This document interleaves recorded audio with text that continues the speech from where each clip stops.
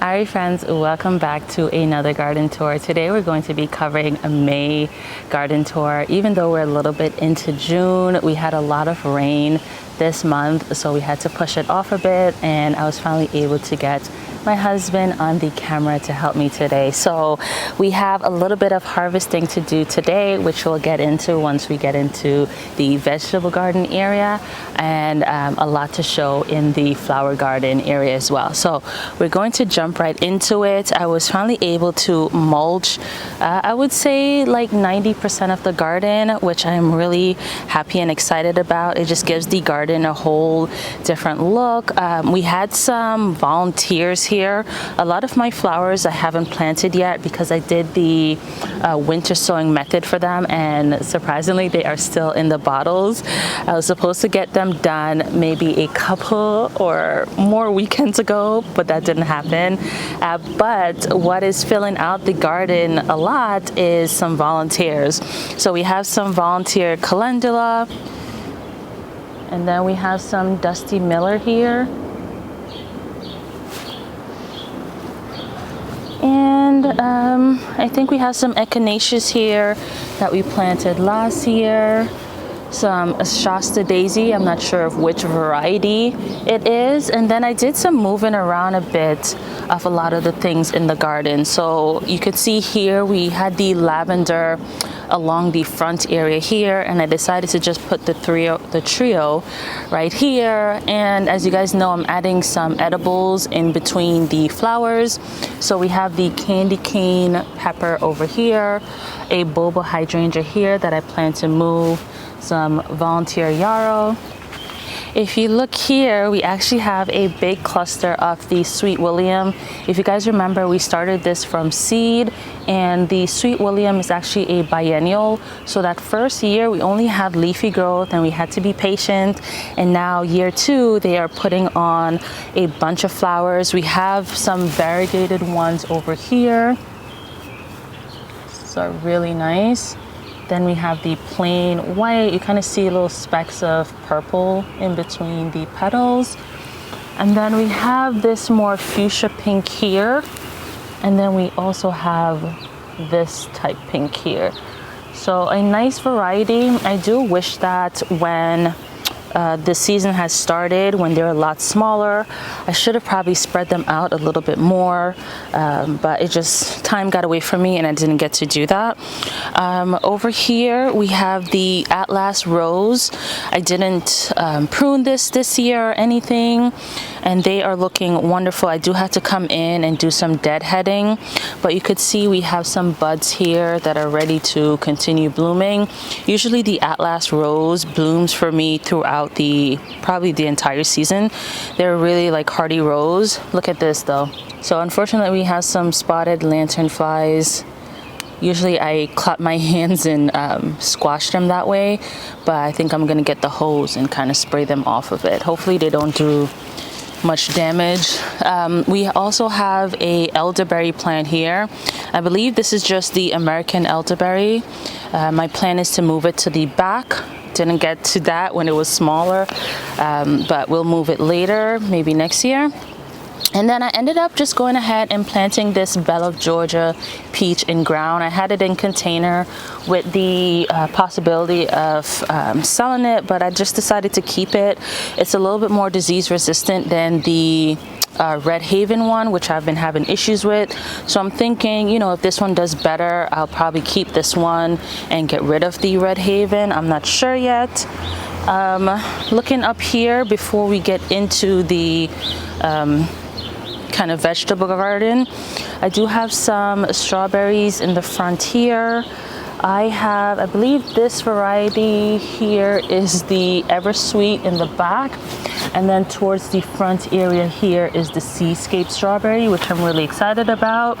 We have some Black-Eyed Susan here, some Limelight hydrangea, which I plan to move from here, and over here we have the Bathsheba rose. This is, let me get around here for a second. This is a small or short climbing rose. Most of the petals are kind of dying back, but you could see maybe here. Let's see if I can find them more. It doesn't have a lot of thorns, surprisingly, but here's a nice one. I like how it fades as well.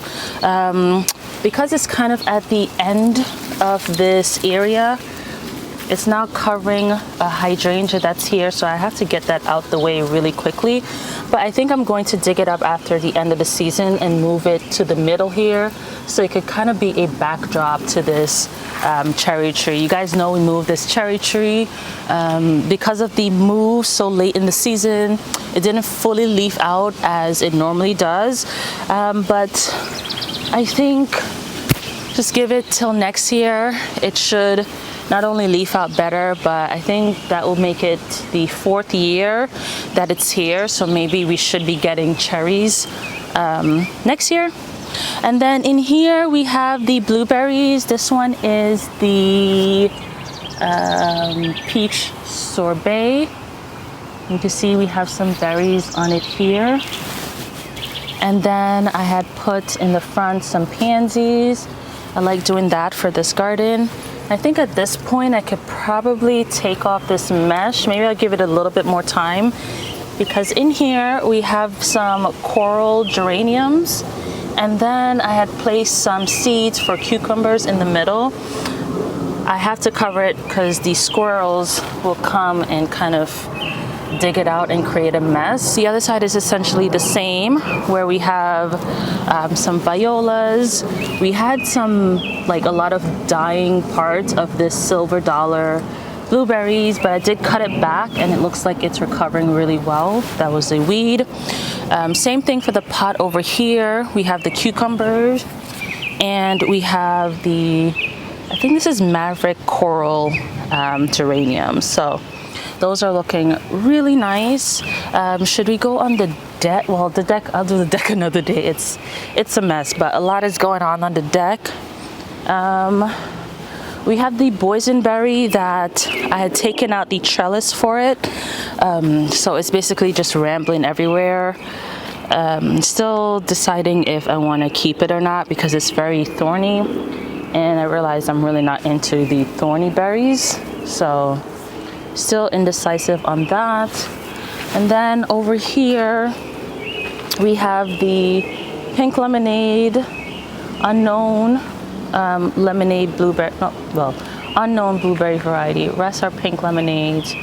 We had some strawberries around, but you could see that we had a lot of deaths, but that's okay. When these over here create runners, we'll just spread it to these containers. The siding over here that we just cleaned out, it's starting to get weeds, so we have to do something to prevent those. And then we have the berries over there that I still haven't figured out a permanent location for, so still working on that.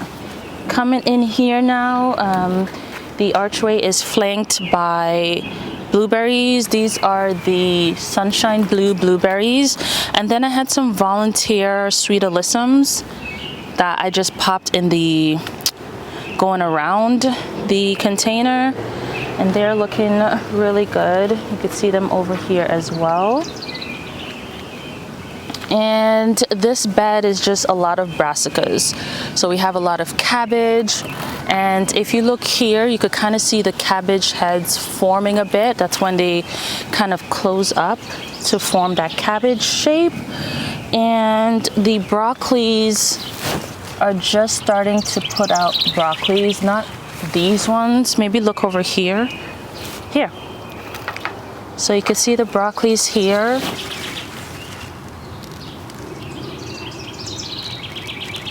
So this is the, oh gosh, I'll put the name of the variety, but they're supposed to be better once the weather gets warmer. So that's why I picked this variety, because sometimes with the spring, you know, it could be a little bit sporadic with the weather. These broccoli seem to be doing really well. I didn't put up any mesh.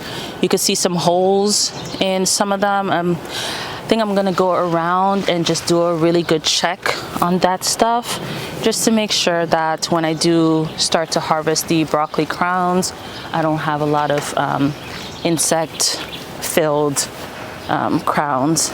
And then look at the cabbage moth. Then we have our garlics in here, and you could see the garlics are starting to put out their, what are these called again? No, not shoots. Scapes, thank you. Look at you. And usually I wait to harvest my scapes until they do like a full circle around, because you'll find if you harvest it now, more will come out, and it's kind of like you're wasting it a bit. And then back here, I have some borage. And look at that. They're so beautiful. They get so tall though.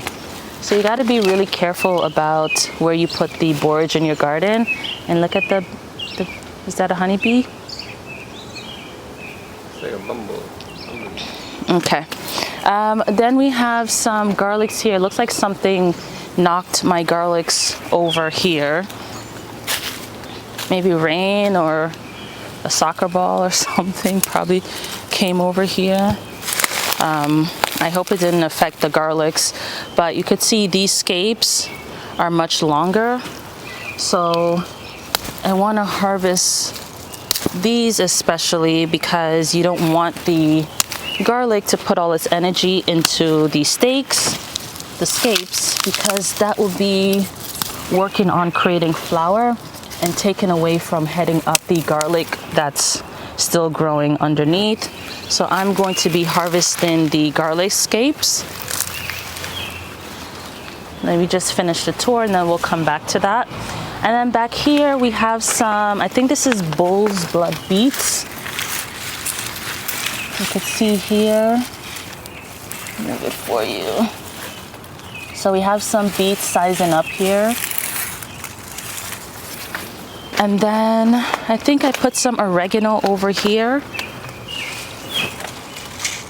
I think I'm gonna take it out though, because oregano can get pretty big and unruly sometimes. So I think I'm actually gonna put that in a pot.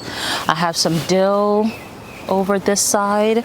And then I've just been putting containers with my peppers and my pansies or violas in the front. Peppers in here seems to be doing really well. I still want to spray paint the support poles black. I don't know when or if that's gonna happen. And then we have a lot of peas going on here. You could see between the two peas. So this one is, let me look at the tag. So this one is the golden sweet peas, very prolific, as you can see, but you kind of have to continue to support it up. If I put it here, it doesn't really get that tall. Whereas you look over here at the, let me let you come around there. Versus the magnolia peas, you could see that I just had to support it down here. I think twice I supported it down there. And then after that, they just kind of grew upwards, pretty strong vines as well. We had to come in and harvest these peas. Behind them, we have two separate things. We have the elephant garlic growing with some broccoli. It's the imperial broccoli. I'm just remembering. This is the imperial broccoli variety. You could see these scapes are really, really overdone. See, they're already having their pods grown on top. So we also have to harvest the scapes from this one. I'm gonna lay it right there. And then over here, Come around this way. yep. Then over here we have, I think this is the Cherokee red garlic. And I decided to grow it one more year to see if they get a little bit bigger. But you could see they're still, based on the stalk of the garlic, they're still relatively small. And I like my garlic a lot bigger. So I think this is the last year I'm gonna grow the Cherokee red. I think I'm gonna put them in retirement.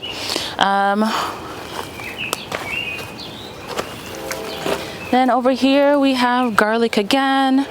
Back here we have the golden beets. I don't know if you want to come close to see it. Can you see it? Oh yeah. There it is. All right. And then we have another, I think this is the Calendula beets. You can see one here. Oh yeah. So this one is more like a long variety versus the more wide variety of beets. And then we have some ruby red onions kind of scattered around this bed along with the garlic. And then back here, which we just tried for the first time, this is turnip. So specifically, this is purple top white turnip. And you can see they are getting pretty big in here. And I normally use, so they say turnip, here's a good size one. So they say turnip is a good alternative for potatoes. And I actually tried it out with a chickpea curry dish that I normally do. I do chickpea with carrots and potato, and I didn't have potato that day, so I decided to come out here and pull some turnips and throw that into the pot, and it actually tastes just the same. We could not tell the difference that it was turnips instead of potatoes. Still some peppers back here as well. We didn't get to, well, I didn't get to mulch the pathways here, but I'll be doing that pretty soon. And we forgot one plant area. So we have the carrots here, and you could see, come close, you could see here, we have some, maybe should I just pull it and see what it looked like? Sure. Oh. But we are getting carrots, which is exciting. So maybe in another 2 weeks or so, we should be able to harvest all of this. So these are looking really good. And then we had placed some Walla Walla onions around, as well as some shallots. So I'm thinking maybe in the next 2 weeks to a month, everything should be cleared out. All right, so starting out here again, we have the dill plant back here, some blueberries, and I also wanted to balance both sides. So I've been actually taking some trees from the other side and putting them over here. So I believe this is a moon glow pear, which was over on that end, so I moved it here. And then I have the cherry here, specifically the Lampin's Sweet, and then I went ahead and put the peach here.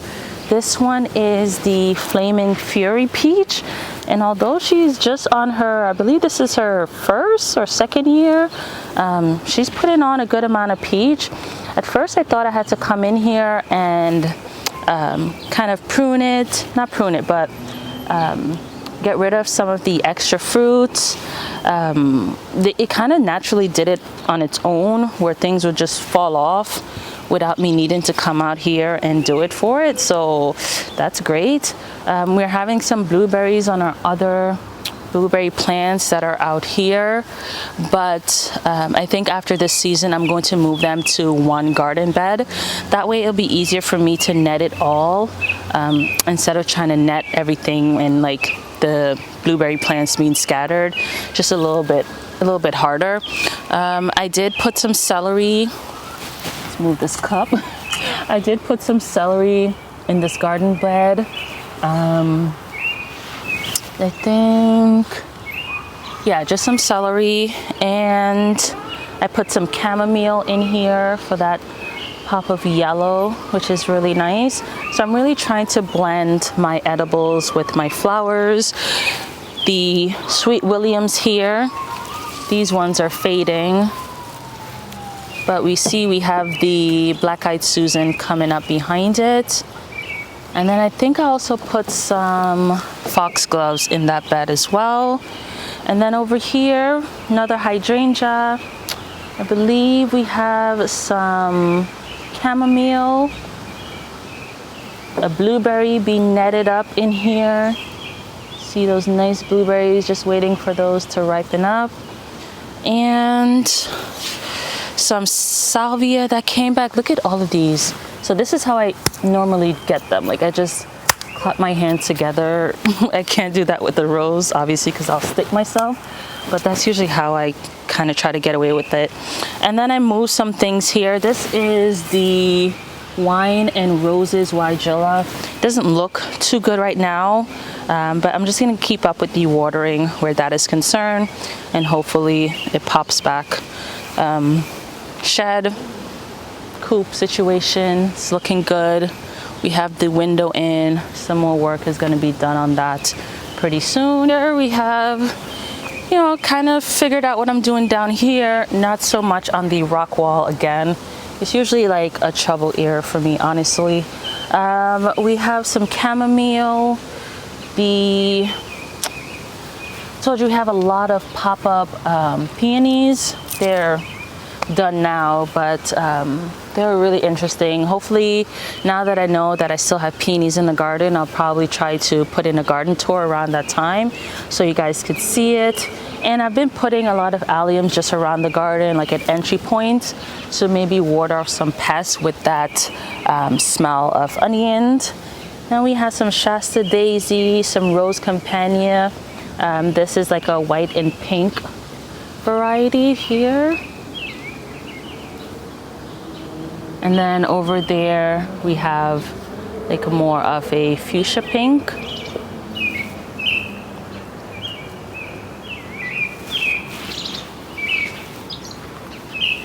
Now we can't really pass here without admiring our apples. So we're finally getting apples on this tree. This is the Gala apple, dwarf variety. And we have a good amount of apples on this as well. Kind of did its own thing as far as getting rid of the extras or the smaller bunch on its own. So I didn't have to come in and remove anything manually. Back there we had planted some artichokes and strawberries. They're doing great, but I do need to come in and weed. Here we have the Arkansas apple, and you could see we have one right here. We'll see if it survives. If you notice on the leaves, we are dealing with rust again this year. I only did one spray of the copper fungicide. So this next season, I'm gonna try to do 4 sprays, and hopefully that helps. I went ahead and put this bulbo hydrangea in this container. It was somewhere else in the garden, but it was gonna be a little bit too big. So I have it here, and then I wanna get another one of these containers and put it on the other side as well. And then we have the yarrows coming up. These are getting really tall, especially the ones that have been here for a season or so that popped up back again. And then in the back here, we have some fun stuff, which is the castor bean. This is something that I wanted to try to give some darkness in the foliage. We have the Verbena bonariensis in the back here.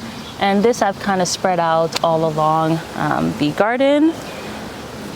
See the rust? Yes, it's a flower. We have the tree right there that I potted up because I really want it right there, but I'm not ready to plant it yet. And I'm trying to figure out what I want to do here. Then we have the Red Haven peach, dealing with the peach curl again. I think I'm gonna come in and try to cut these off in hopes of at least keeping a handful of peach until they get up to size. I would hate to lose all these peach and not have like at least one good one. So I'm gonna come in and do that. I know they say it doesn't really matter, but it makes me feel better. So that's what I'm gonna do. And then we have some blueberries here. I'm gonna let the girls have those. I did try one of them already and they're really, really delicious. And then here we just have some Shasta daisy, some peppers. I had placed these sage plants here. We just planted the persimmon. And then I think we have these coral bells that are getting scorched by the sun. They usually like a little bit more shade, which the Pinky Winky hydrangea, once it grows up a bit, it will provide that shade. But for right now, it doesn't have anything to do that. So it's getting scorched, unfortunately. And then you'll see nothing really blooming in here. Where are these here? Where? Cabbages? Yeah, these are Brussels sprouts. And I just plant them there because it didn't have space in the main garden area. And then they've also been working as kind of a trap crop in a way. When the bunnies come here, that's the first thing they see, that's the first thing they try to eat. Even the groundhog, when it did come here, it went towards the Brussels sprouts. So because I have so many, I just plant them around and it kind of works where that's where the pests are trying to go to, and I don't need it that much, so I don't feel too terribly about them eating it. So it works out really well. And then I went ahead and transfer a lot of the stuff from the front as well. I'm changing up the design in the front. So you're gonna see a lot of changes. Also decided to plant the Rainier cherry right here. We have some scorching, but I'm just going to prune off those and yeah. Oh, you think so? Yeah, I don't think that's a coincidence. Oh, you know what? I didn't even think about that. Then we have, I forgot the variety of pronganut. Oh gosh, it washed off. I think this is I have a sweet. I don't remember which one this is. Something with a G. Whatever, I'm gonna put it on the screen for you guys. I need to rewrite it on the tag, but that's doing well. How did your bottles go? Bottles are, listen, hush. Waiting for those to disappear.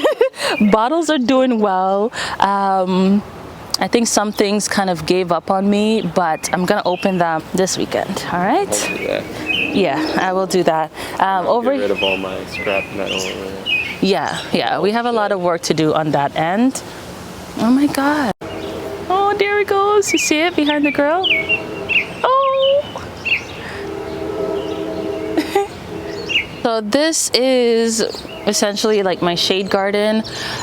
What's happening though is these two elderberries that I have here, they're coming out a lot, and it's kind of blocking any sun that my hydrangeas in the back could possibly get. So we got to do something about that.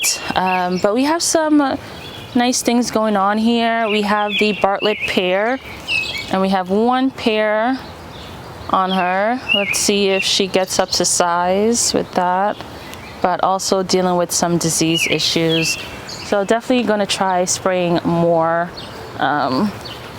next season. And then we have some roses in here. We have the Senorita rose. This is a more fresh one over here.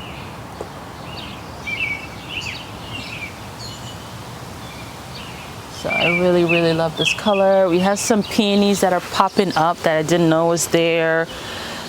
Just a lot of things happening here. I just removed the Moon Glow pear from right here.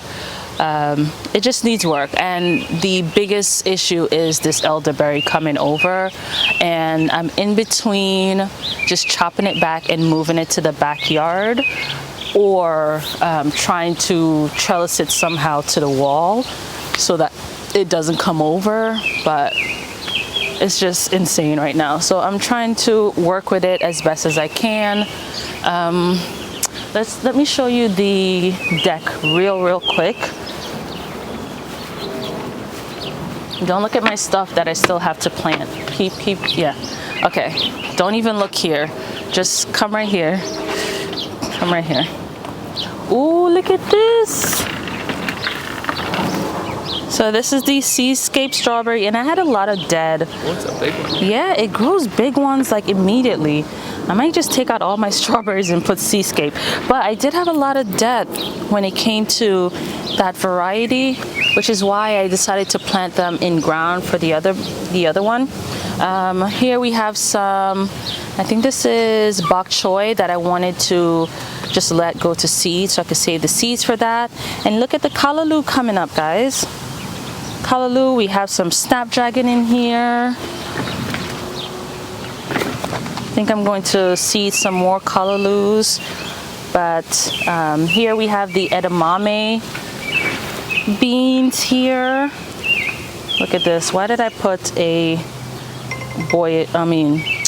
borage plant in here? Look how tall that is. A lot of things had gone to seed in here, but I'm just going to restart some things or let it seed up and spread itself.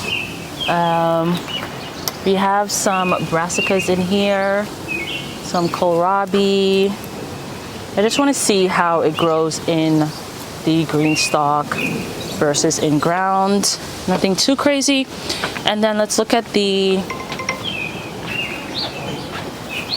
this is my bean green stalk. You have different beans here. I need to add some more beans in there. These are just a bush bean variety. And then I just harvested from my leafy green green stalk. And then we have the hanging baskets with some strawberries in here. I need to make sure I'm coming in here and adding fertilizer. We have 2 here. I think next time I do want to have something that's more impactful. I didn't want to really buy any flowers for it, so I was kind of working with what I have, what I could start from seed, but I think I want the impact for next year. So my cameraman had to tend to little children duties, so I'm going to be harvesting just with you guys. I couldn't wait any longer because I definitely needed to get these scapes done. I'm not sure why these garlic heads have fallen over. I'm really hoping, well, the garlic stems had fallen over. I'm really hoping that the garlics underneath are doing fine.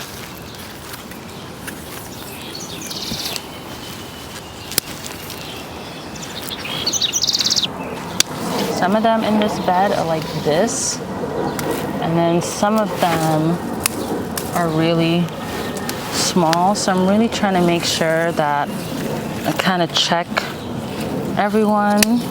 Look at this.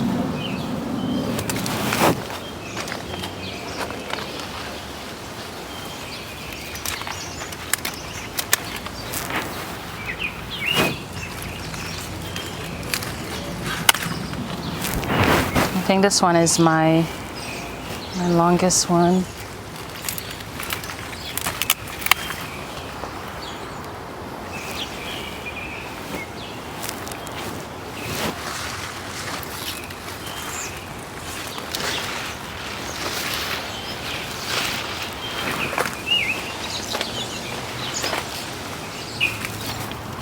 Okay, I think I'm gonna have to put this down. I think I really have my work cut out for me when it comes to getting these beans, these peas, I should say. Holy moly.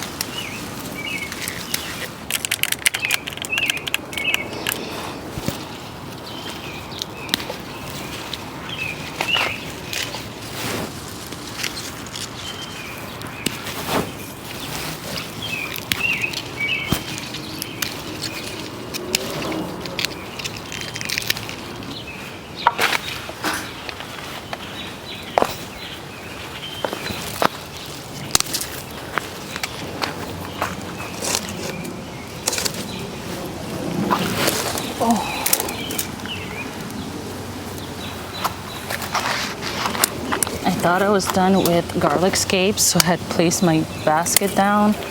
I completely forgot majority of my garden is garlic. So that definitely wasn't all the garlic scapes that I had to get. And I think I just planted maybe 1 or 2 soft neck garlics, which don't give you the scapes. You get the scapes from the hard neck varieties. Oh, I accidentally pulled this one out. That's a bummer.